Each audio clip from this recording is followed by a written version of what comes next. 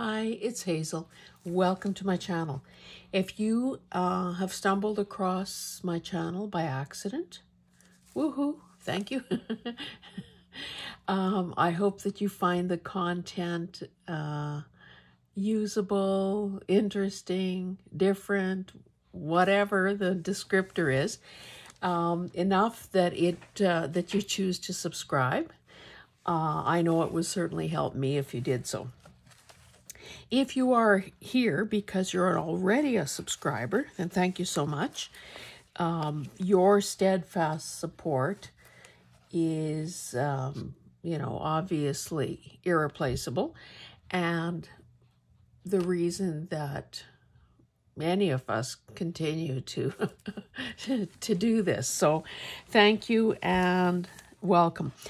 So this video is it's not a continuation of yesterday's video, and it's not,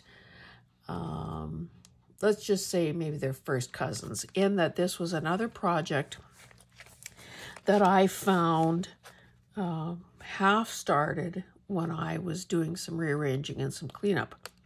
Did I say this was day 40 of the 100-day project? If not, then it is day 40. And I must say, time flies when you're having fun. A little bit like life, like where do those months and years go? So I know that Kleenex is a proprietary name for facial tissue. And you got to know that you've succeeded in getting market share when your brand name becomes kind of, interchangeable with the product itself, or a replacement for the product name itself. Anyway, this is clearly a box, or the side panel off a box of Royale Kleenex. So if I default and say Kleenex is just it's an old habit. Obviously, any company, including the no-name or generic ones, that make a facial tissue product whose box designs you love can be used here. So basically, these are some leftover pieces. I knew somebody who got on the mailing list for a wig catalog. OMG. I don't know how often those people publish those catalogs. I don't know how much possible difference there could be in wig styles and colors and whatever. But my goodness, once you're on the list, it is virtually impossible to get off. So, like any self-respecting crafter, I wasn't about to let that go, unused. So I took a couple catalogs and thought that, it might be fun to use some of these girls' heads in decorating this journal. Now, before I started the camera, I just kind of flipped through this thinking, I wonder what the heck I did here. This is the design. So it's, colors I love, hot pink and orange and purple. And it's got swirly little things and a butterfly. So how the heck do I have these kind of sewing things at the back? Well, I'm thinking that I must have had that paper and thought, oh, that looks great with the with the purple, so use it. So anyway, this is, let's measure this. 8 5/8 by 4 1/8. So essentially the size of a box of Kleenex. Although we do know that with inflation, packaging sizes and the contents of everything from soup to nuts is getting smaller. So I have no idea. I haven't measured a Kleenex box recently, but anyway, long preamble to say that I made this journal cover using a Kleenex box. So here, I guess depending how the light is hitting your things at home, you can probably see the oval, which is where the tissues would have come out of. So I didn't bother trying to disguise that. I thought, well, if it is noticeable, it sort of frames this girl's head. And I guess she got to be on the cover because this image was the biggest. So when I flip through, I see that I used some calendar pages. I see that I used a hidden spine. And I'll just do a quick flip through and show you a few of the features, I guess. And then maybe there will be time to do a little bit of something. So I've got some of the flaps from the side, so I would probably use my little doohickey. You're probably wondering, how many doohickeys could that woman possibly have in her craft room? But sometimes that's the only descriptor that works. So I would poke away at that just to even this out. Obviously that's the glue residue. And I guess if I can't get it off with all this effort and force, then that means it's not likely to come loose. So, and again, it won't be visible. It would just be a side tuck. So this could easily be glued here and it on, you know, 3 sides. Person could choose, I suppose, to square these 2 ends off. I don't know that it's necessary because this truly is made of junk mail. Honestly, I don't remember doing it. So this is a dream home house lottery prize that I did not win. So no, that's not my house. This was clearly the other side of that brochure. So getting some Oilers tickets would have been another prize. This is my voter's card from, yeah, this would have been the federal election. I don't know what this is. An envelope that I opened up, more of that house. Another envelope with the window. So the possibilities exist here, and that's not the purpose of this video, to get into, you know, into the actual decorating. Again, part of that brochure, another window envelope, another side of, or another piece of that paper, envelope. Here's more of that orangey paper. So I don't know what I was trying to cover there, but clearly something. Maybe it was our name and address or something. This side, this side is for Pizza Hut, and clearly we didn't use these coupons because they've now expired. But this could be, you know, with a smidge of glue here, would be a pocket. An envelope, or not an envelope, a bag. Was I out of shot? Sorry about that. Some cardstock, heavy cardstock weight, junk mail that came. Other side of the bag. Oh, the fine print about some investments. The Pizza Hut thing again.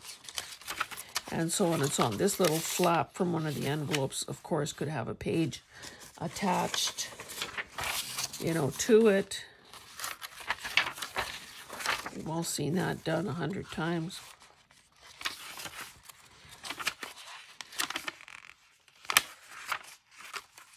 Again, so I don't know what my intentions were here, other than to maybe get rid of some stuff that was kicking around. My elector's card. And here we are at the end. Another thing that I did, okay, you saw I used that girl on the cover, and I used I collaged some other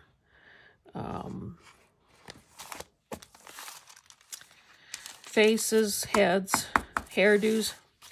And then there were others that were a variety of sizes. So again, I just used them to create some journaling cards because it does sort of tie a project like this all together. So obviously making some pockets to use those in would be a good idea. So I have, like, if I, for a while there, because I thought, oh my goodness, what if the world runs out of like stuff to build stuff with? So we were saving every single Kleenex box. And I mean, that is just kind of goofy when you think about it. Or maybe this would be a better thing to put here. Of course, I don't have anything unless I just use this. That is handy here to sort of decorate it.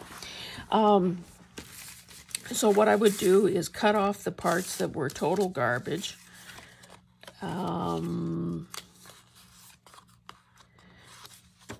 And clip them together. Because if I have to look over hill and dale to find pieces, I am not about to do that. I mean, life's too short. It's hard enough to get some of these things done without having to look to find all the missing pieces. So if you love a particular design and want some really pretty decent weight cardboard to form the basis of what you're doing, then that's a good, and I just used a bulldog clip. That's a good way to hold it all together. So let me just check the time and see if I should even bother starting to decorate anything. Oh, I guess we're doing all right. I get to talk to you a little longer. I hope that wherever you are, that spring, well, I guess if you're in Northern Hemisphere, spring has sprung. I would say that with, you know, the odd exception in very sheltered or north-facing areas, the snow is gone. I've seen robins. I don't know, mind you, I haven't walked through my flower garden beds lately, but I haven't really seen any sign, and I think it's been kind of, frankly, too cold for there to be any signs of life in terms of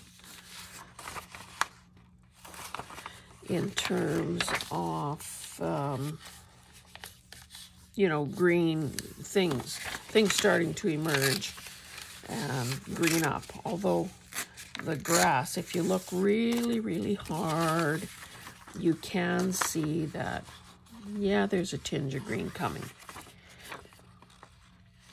When I did some thrifting the other day, was that only yesterday?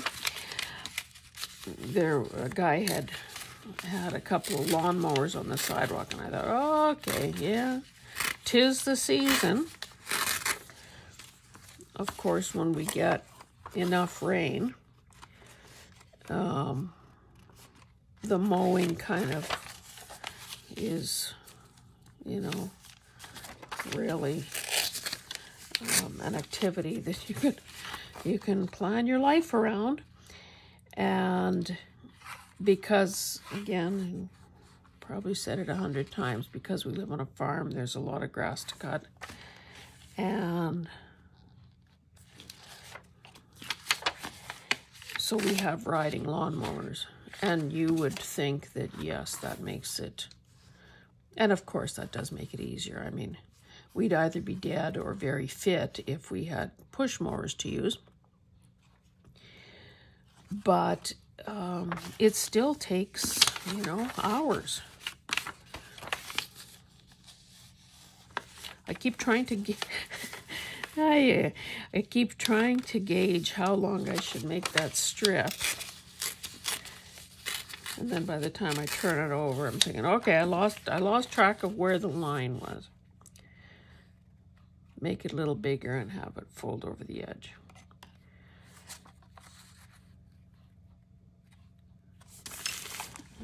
Glue sheet.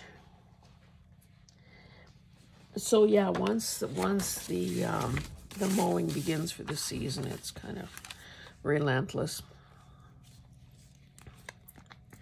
Maybe I should not have these quite so square.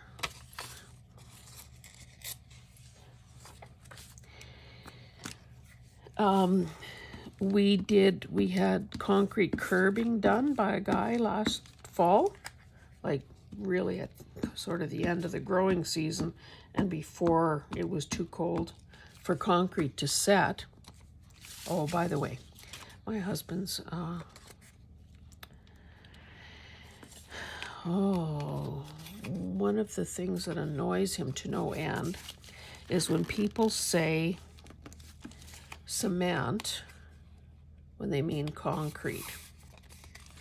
Cement is powder form and you can buy it in bags. Concrete is the finished product, and it is the hard stuff that sidewalks and driveways and so on are made of. So don't make that mistake. I think it's pretty clear that's a pocket. I won't bother with a divot. I wonder, maybe this would be the better choice, the Fabri-Tac, because this is kind of rigid. And of course, if I wanted to add something more later, I could. So let's see what else. I do want to be able to tuck these little girls away somewhere. I could also use, now because this is fairly tall, these would probably be kind of small.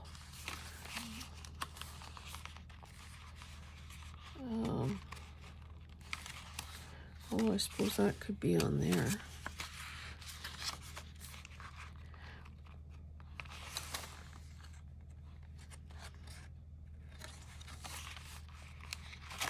Yeah, maybe I should just square that off. Sorry for reaching over you, past you. Oh, cutting that would be good too. I don't want to cut my paper for him. Wonder what that was. I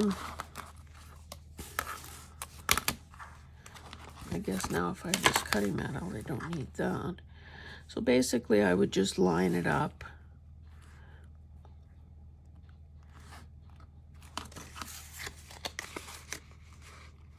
Yeah, square off one side and then get a better measurement for what I need.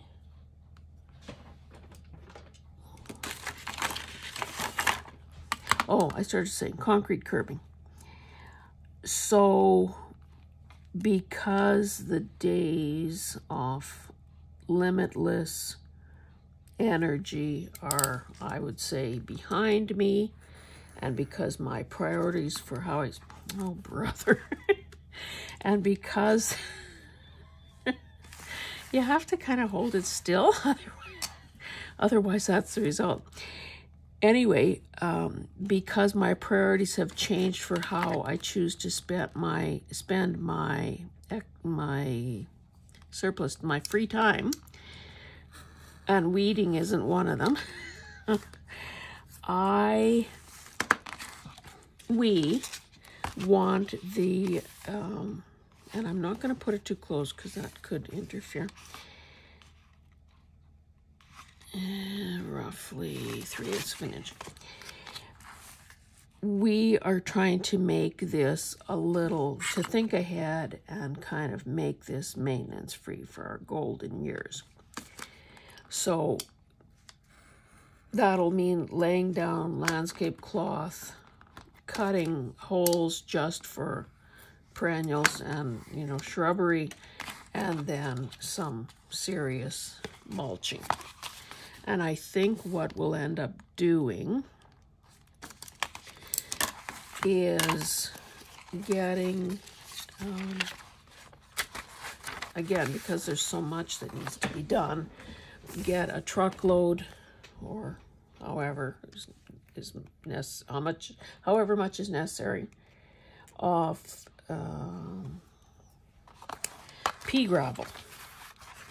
So it's, you know, obviously rocks don't deteriorate, so it won't need replacing. It can be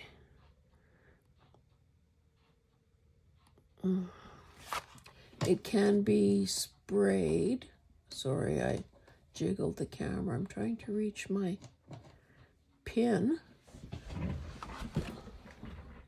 Oh, so then what do? I bump it a second time, just good measure.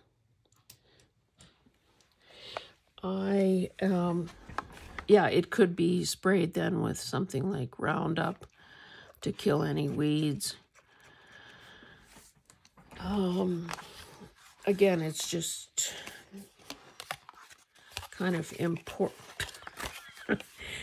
important to make life as simple as possible. We will need to buy a tree or two.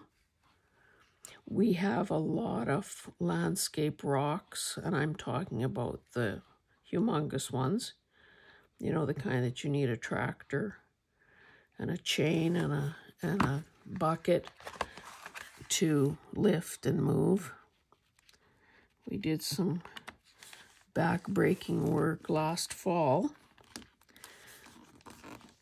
And because the construction had taken a while and because we waited for the ground to settle, I can see I need a little trim here, or a little ink or something. The rocks, they had been moved across the road to another farm, and of course had grown in, and oh, it was a ceremony and a half. I'm going to put this one here. Again, 3 sides, Fabri-Tac. So yeah, there's still some. We did the bigger rocks last fall, but there are still some that, you know, no human being could lift just manually. So we still will have some positioning to do. I had a guy custom make a cedar planter because it was a very awkward position. It was under some really wide eaves, west facing, so it would have been, you know, getting baked in the afternoon sun. An area that you couldn't really, I'm not about to drag, you know, 300, 200, 300 feet of hose around to water a flower bed on that side of the house. So my plan is, now that the planter is in place, is to, okay, what am I looking for? I don't have anything else ready to go here. Is to just create year-round display of silks and drieds and twigs and so on that will look good, no maintenance, no maintenance. Okay, where are we going to put this? That would make that very thick.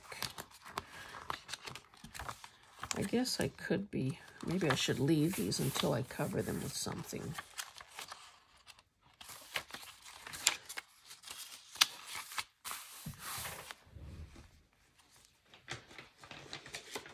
Just trying to reach for something that is nearby that hasn't been, can you imagine, that hasn't been put away? This could be a signature, but it could also be a,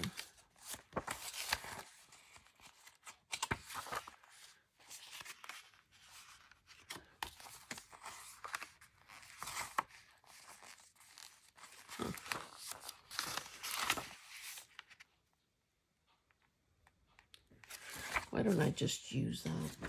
Plus I have this. Okay, I'm going to glue this down.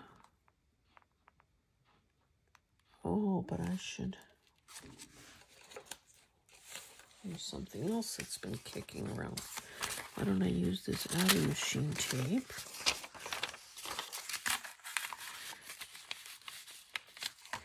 Then if I do this,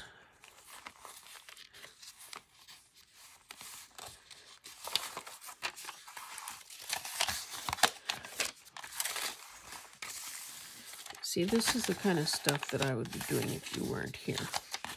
I just grab some random things. Whoa, I'd fold it really crooked just to make things interesting.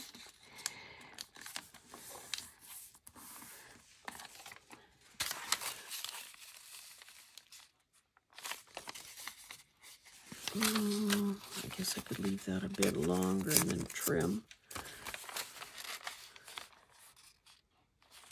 should probably get rid of this little bit. And that's just to decorate that flap a bit, because the thing I'm attaching to it does not, is not the same height as the flap. So let's just do that.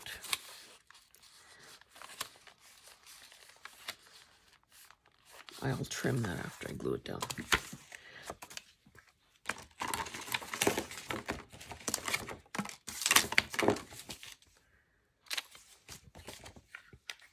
Yeah, so there is a lot of work that has to be done out there, and that's, you know, that's all good.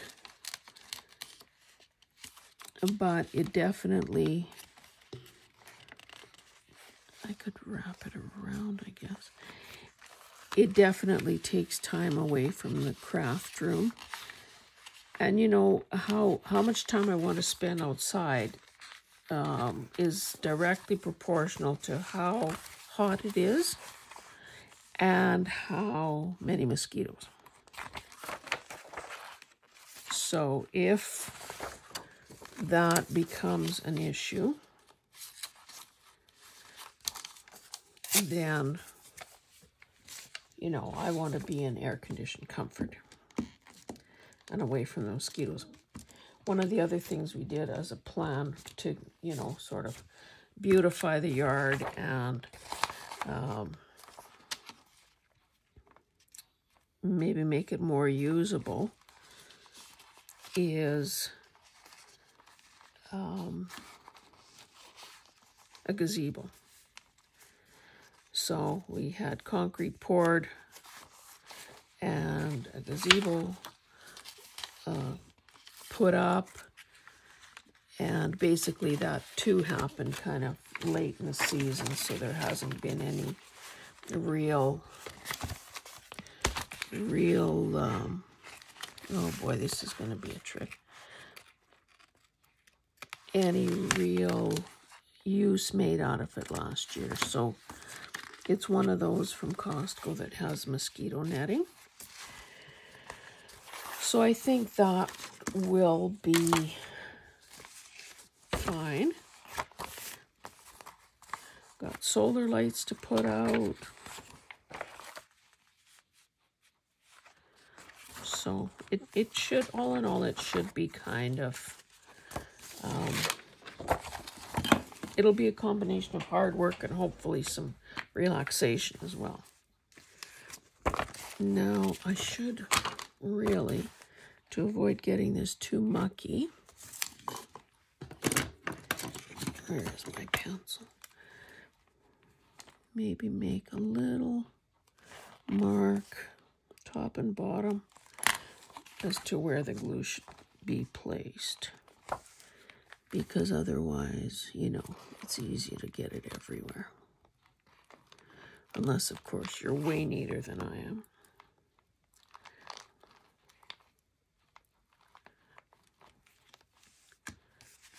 So I'm just going to position that, but not terribly close to the page gutter, because I don't want that to interfere with the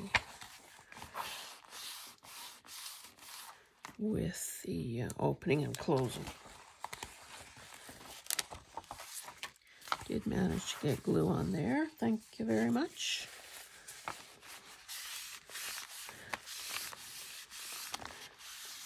And of course, the this too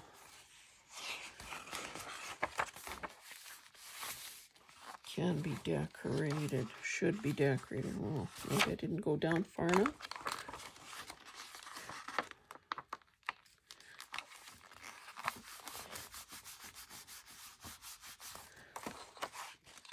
I suppose I could use, since I have more of that adding machine tape, I could put that at the back here. This one I won't bother. But then we've got...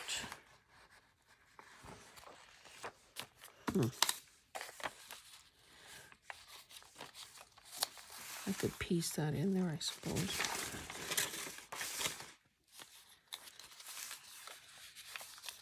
Okay, maybe we'll put that to the top and then we'll fill in with this one.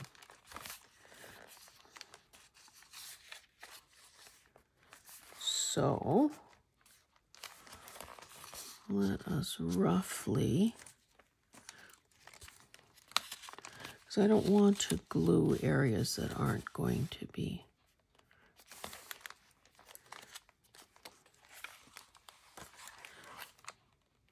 Just sort of roughly trace that around. I won't trim it just yet, but I will. It will limit kind of how far I spread the glue. Yeah, you know, when you live in a zone 2 growing climate, or you're lucky 2.5, 3, depending how sheltered. I think sometimes we have a bit of an ecosystem right around. We have a large, old evergreen shelter belt that my husband's parents planted. Ugh. Let's see, would that have been in the 50s maybe? So, you know, there is that, but back to the zone thing, it's always like a bit of a crapshoot in spring to see Capital One shows, to see what has survived and what succumbed to frost damage.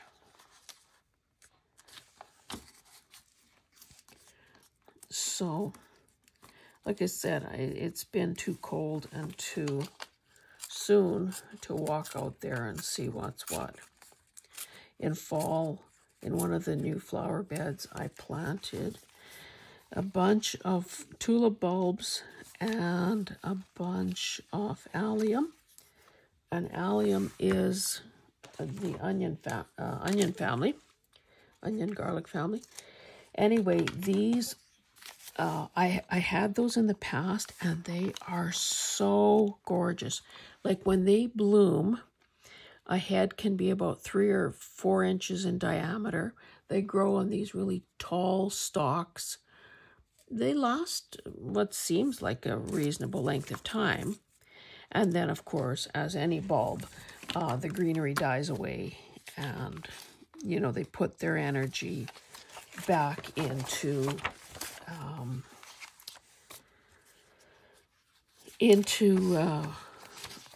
creating food in the bulb. And part of their life cycle is that they need that cold, dormant period, again, to replenish their stores of energy.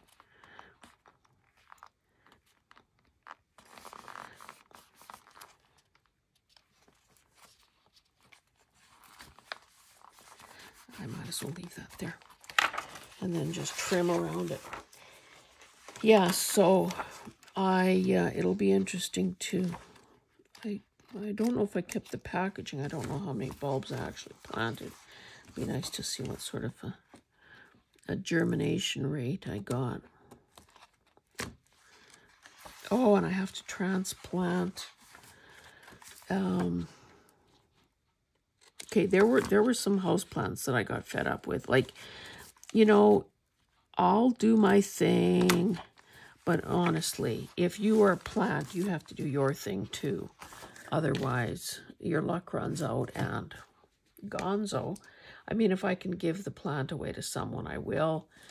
But sometimes, you know, people don't want them, or they've got as many plants as they can comfortably care for and house and all that. So then they just get chucked. Anyway, I have been trying to grow a money plant forever. And the variety I'm talking about, I didn't realize there was more than one kind, but the variety I'm talking about are the ones with those shiny, round, green leaves. So I've been warned, oh, they don't like much water. They don't, be careful, don't overwater them. That's gonna, oh, they don't really like too much light. And I'm thinking, boy, this is a picky little thing, isn't it? And then, of course, the lady that I go to for my nails has, hers looks like a bush. It's so green, so healthy, so luscious.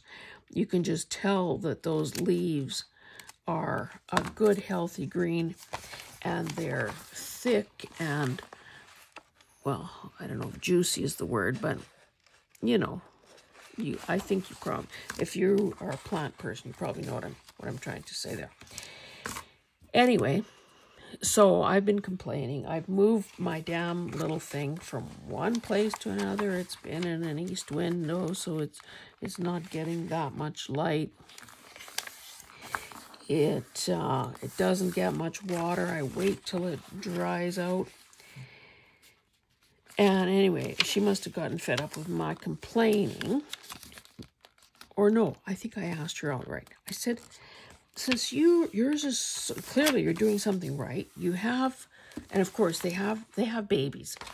So I said, would you mind transplanting a baby for me? So she did. And when I mean baby, I thought it was going to be something like about yay tall.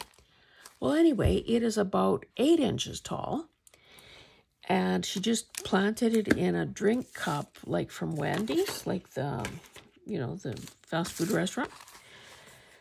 She had watered it, and she says, okay, don't water it now until you transplant it. So one of the recently deceased ones, plants, is in the right size pot for transplanting that. So maybe I'll do that right after this video. I'll go out there, remove the body, put fresh soil, transplant the money tree, and then know that I can give it its first thorough watering since I've gotten it. There was also a time, and I don't know, I guess everybody's Costco inventory is different from one part of the country, one country to another. But there were those other ones whose leaves are a lot skinnier and longer.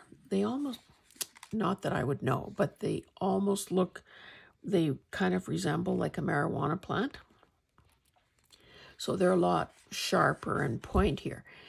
So my daughter gave me one of those, and surprisingly, touch wood, arborite, paper, junk mail, so far it seems to be doing fine.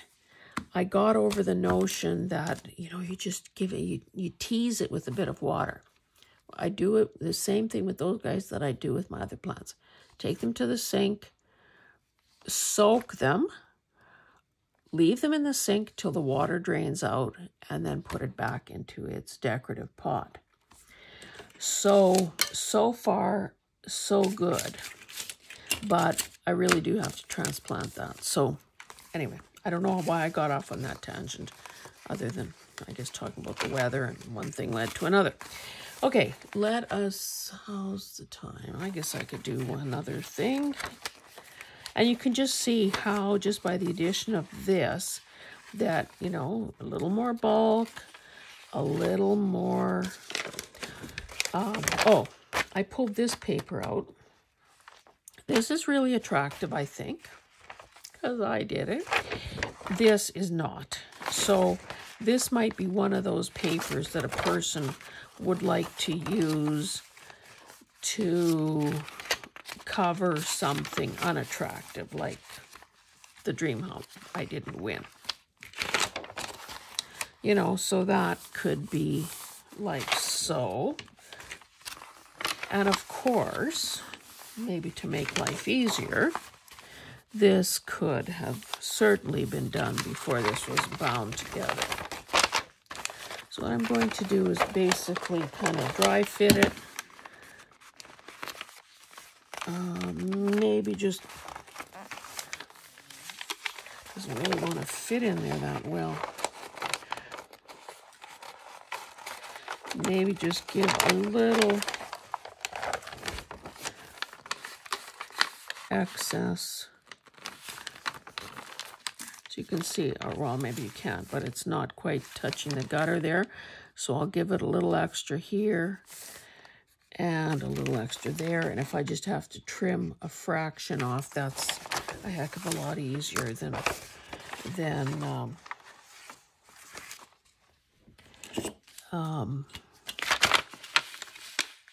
you know, trying to do a precise fit. I don't know why this is so uneven, so maybe I'll err on the side of bigger.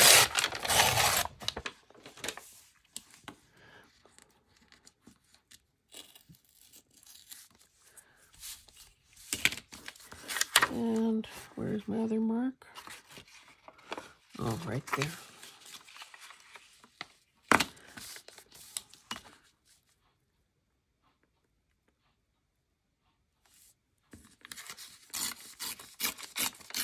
And of course, nothing that I'm tearing off will go to waste either.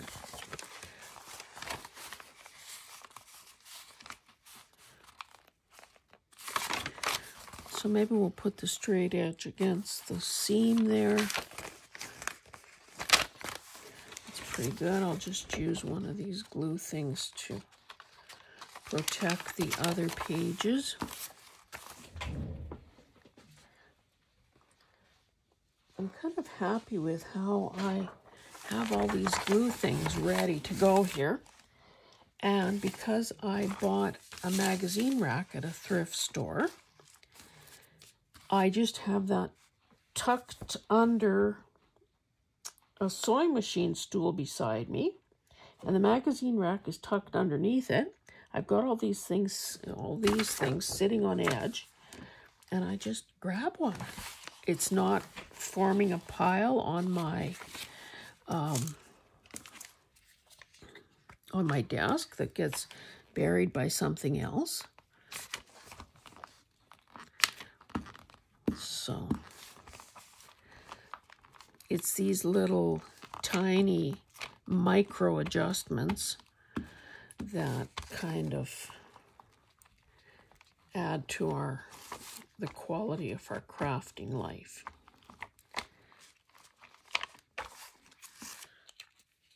I should figure out if I need that Fabri-Tac anymore, and if not, stand it up, because that's probably not great for it either to be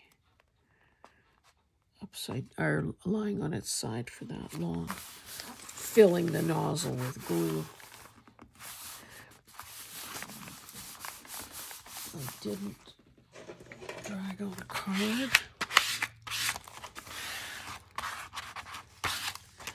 Did I miss this corner? You probably saw me do that and just couldn't point it out. Okay, so what I'm going to do now is with some scissors, just trim this little sliver.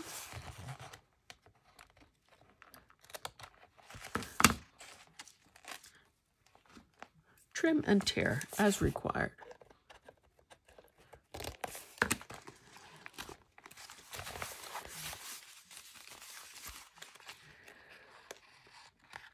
So I'd be interested to know, and you could put that in the comments, if you're a gardener, if you know, maybe what growing zone you live in,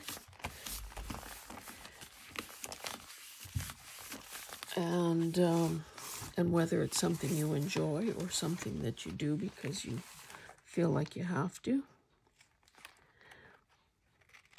I did, I think it was part of my, I can't remember if it was part of my Christmas present or part of my birthday present. I got one of those microwave flower,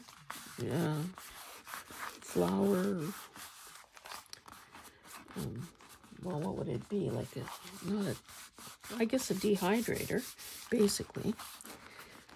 I do have a homemade, and in this case, heavy duty, last a lifetime, flower press that my husband made me probably 15 years or so ago.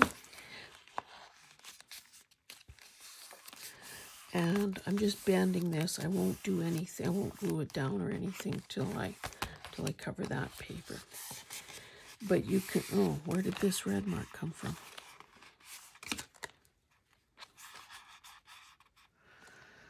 Thank goodness it's a junk journal.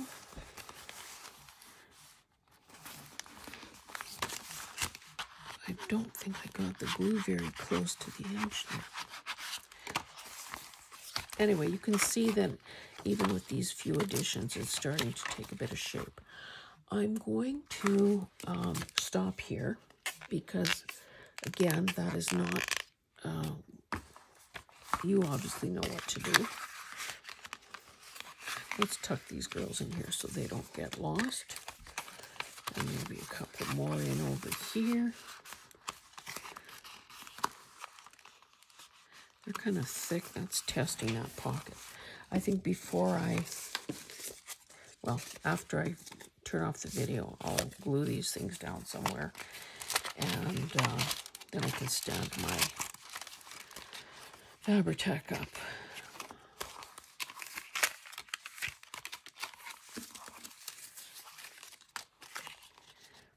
Anyway, I was saying, yeah, I wouldn't mind hearing, you know, what your feelings about gardening are. And something in bloom already. You know, that kind of thing. Anyway, thank you very much for joining me. And if you like the content of the video, please give me a thumbs up. If you haven't already done so, I'd appreciate it if you consider subscribing. It helps me advance towards my goals, and it ensures that you see content, that this content will appear in your feed. So thanks, and we'll see you tomorrow. Bye.